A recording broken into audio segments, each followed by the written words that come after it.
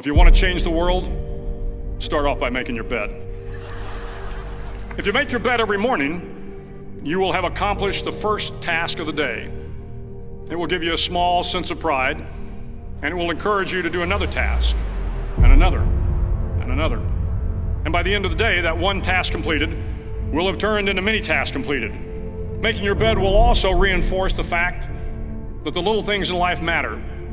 If you can't do the little things right, you'll never be able to do the big things right. And if by chance you have a miserable day, you will come home to a bed that is made, that you made. And a made bed gives you encouragement that tomorrow will be better. To pass SEAL training, there are a series of long swims that must be completed. One is the night swim. Before the swim, the instructors joyfully brief the students on all the species of sharks that inhabit the waters off San Clemente. They assure you, however, that no student has ever been eaten by a shark, at least not that they can remember. But you are also taught that if a shark begins to circle your position, stand your ground. Do not swim away. Do not act afraid. And if the shark, hungry for a midnight snack, darts towards you, then summons up all your strength and punch him in the snout, and he will turn and swim away. There are a lot of sharks in the world. If you hope to complete the swim, you will have to deal with them. So if you want to change the world, don't back down from the sharks. Over a few weeks of difficult training, my SEAL class, which started with 150 men, was down to just 42. There were now 6 boat crews of 7 men each.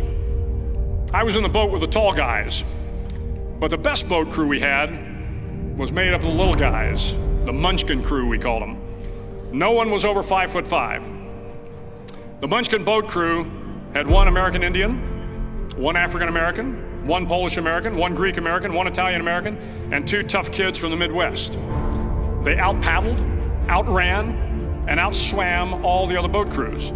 The big men in the other boat crews would always make good-natured fun of the tiny little flippers the Munchkins put on their tiny little feet prior to every swim. But somehow these little guys from every corner of the nation and the world always had the last laugh, swimming faster than everyone and reaching the shore long before the rest of us. SEAL training was a great equalizer. Nothing mattered but your will to succeed, not your color, not your ethnic background, not your education, not your social status. If you want to change the world, measure a person by the size of their heart, not by the size of their flippers. The 9th week of training is referred to as Hell Week. It is 6 days of no sleep, constant physical and mental harassment, and 1 special day at the Mud Flats. The Mud Flats are an area between San Diego and Tijuana where the water runs off and creates the Tijuana Sloughs, a swampy patch of terrain where the mud will engulf you. It is on Wednesday of Hell Week that you paddle down to the Mud Flats and spend the next 15 hours trying to survive this freezing cold, the howling wind, and the incessant pressure to quit from the instructors. As the sun began to set that Wednesday evening, my training class, having committed some egregious infraction of the rules, was ordered into the mud. The mud consumed each man till there was nothing visible but our heads. The instructors told us we could leave the mud if only 5 men would quit. Only 5 men, just 5 men, and we could get out of the oppressive cold. Looking around the mud flat, it was apparent that some students were about to give up.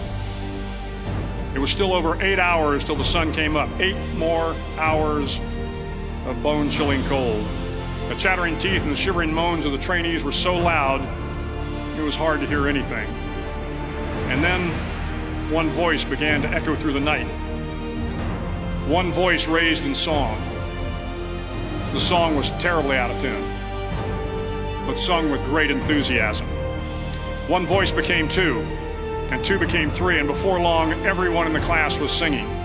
The instructors threatened us with more time in the mud if we kept up the singing, but the singing persisted, and somehow the mud seemed a little warmer, and the wind a little tamer, and the dawn not so far away. If I have learned anything in my time traveling the world, it is the power of hope. The power of one person, a Washington, a Lincoln, King, Mandela, and even a young girl from Pakistan, Malala. One person can change the world by giving people hope. So if you want to change the world, start each day with a task completed. Find someone to help you through life. Respect everyone. Know that life is not fair and that you will fail often. But if you take some risks, step up when the times are the toughest, face down the bullies, lift up the downtrodden, and never ever give up. If you do these things, the next generation and the generations that follow will live in a world far better than the one we have today. And what started here will indeed have changed the world for the better.